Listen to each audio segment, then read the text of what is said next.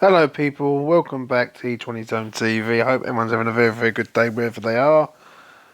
West Ham United never failed to surprise us ever in life and in football terms. But today they might have just possibly mugged me off completely and a few other fans around the world. Ruben Amorim is not looking likely now. All of a sudden he has a meeting and 12 hours later he don't fancy it. To a point, he's looking at other options now. I spoke to a sports betting sort of trader earlier on today, and he turned around and said to me that it's looking likely that Barcelona are going to be the one firmly in the frame for him, which is a major blow to West Ham. I have got a sneaky suspicion that there's more to this, though. I don't know why. I really do. Like straight after Palace, 5-2 Amorim, out of the Europa League. Season tickets are coming up. Like, this smells of a Sullivan thing. It really does. Like a Sullivan media spin. Now, if that is the case, people, as I always say, need to firmly look at the ownership of this club and say, where are you going? Right, Ruben Amorim is an ambitious appointment. To go and get that man, that is a statement of intent. And in the space of 12 hours, he's come over, he's had a meeting with officials from West Ham, whether that's Sullivan, whether that's Sullivan, whoever, and then all of a sudden now it's like, nah, he don't fancy it. Do you know what I'm saying?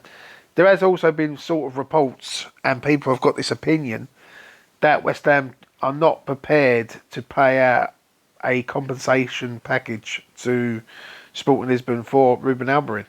Now, I'm sorry, but it's £12 million. £12 million, yeah. We spend £18 million on Danny Ings. We spend £18 million on Maxwell Cornet. We've spent money on Ben Rama. We've spent money on Flassage. We've spent money all over the gaff. And you can't go out and pay £12 million out for a manager. Now, if it does top up that this is true and this comes out, then I'm sorry, this man who runs our club just isn't fit to run this club anymore. Yeah, and he's not showing the ambition and the drive that every supporter has. Do you know what I'm saying?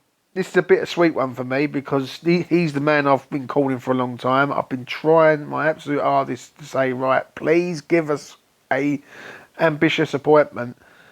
And when you put, like, you cross the I's and dot the T's and you sort of fill in the blanks, it just does smell of a sort of media spin-off just to sort of calm the situation down again. Now, Potter and Lopetegui are now sort of favourites. Like, Potter is a little bit more of a favourite and than Lopetegui. But for me, if any of them two come to the club, it is such a, like, underwhelming sort of appointment. Like, this is not taking West Ham to another level. This is keeping West Ham content.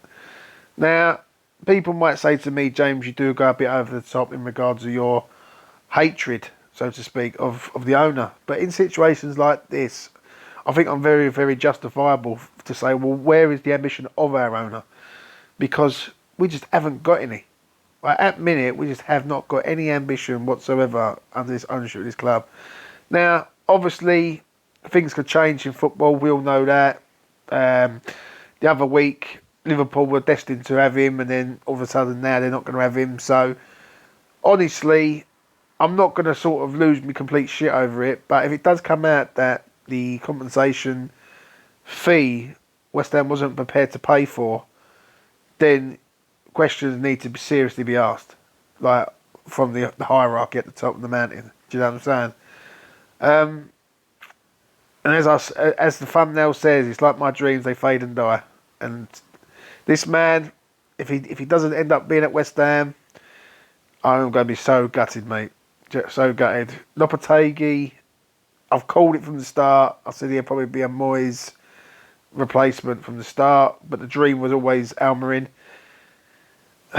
If it ends up being true, then, you know, Lopetegui ends up in charge, then it's bittersweet for me because I don't want the geezer here.